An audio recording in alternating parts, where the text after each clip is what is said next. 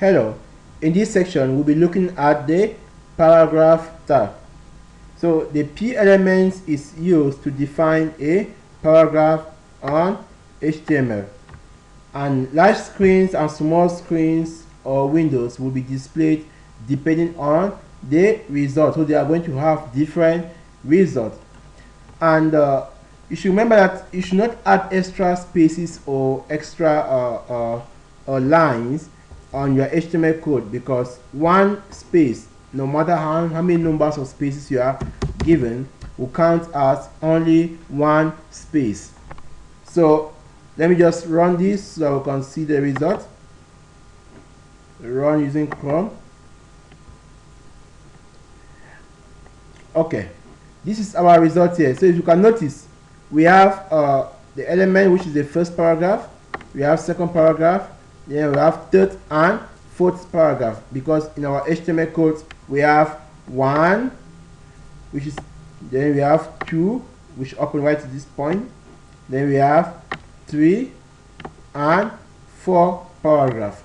Okay, so if you notice that if you look at our code, all the four, we have 1, 2, 3, 4 sections are being displayed on the same line, even though inside our HTML code it's displayed at this section. The lines I actually break from this section. These four lines here are broken, but still in our browser it's not broken. It's displayed as it is. So we'll talk about that one later.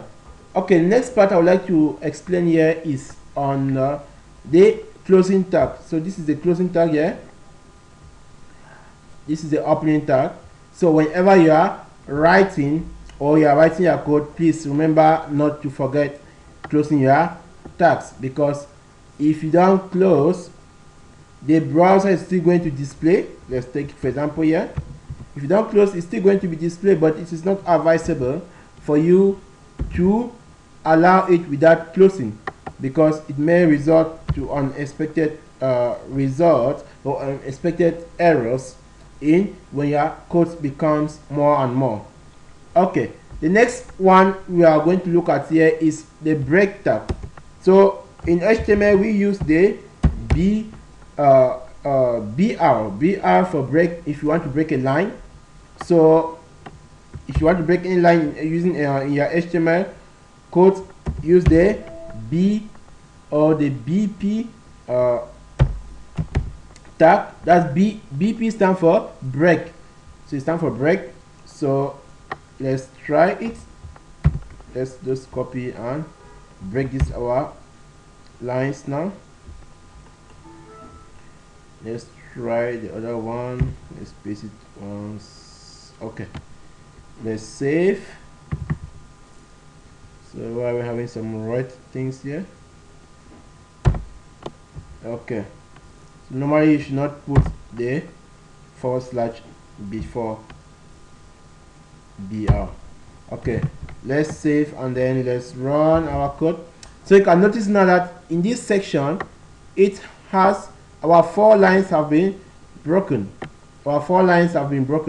So looking at the space area, if we like, we add as many space as we wish, and then we save by pressing Ctrl S, and then we'll go and refresh. You see that there's no change in our browser, because no matter how many space you insert in your HTML code, all of them remains the same. It is counted as only one space. Okay, the next area that we're going to look at is on pre-formatted, right? These are pre-formatted section.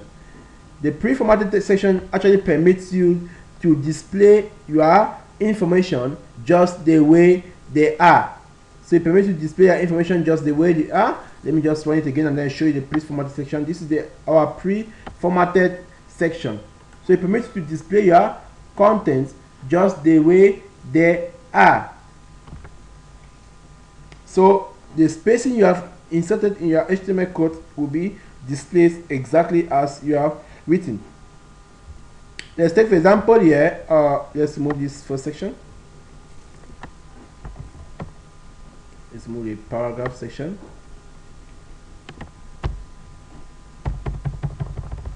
Okay, let's say for example, let us add some spacing here. Let's add just some spacing, and then we save.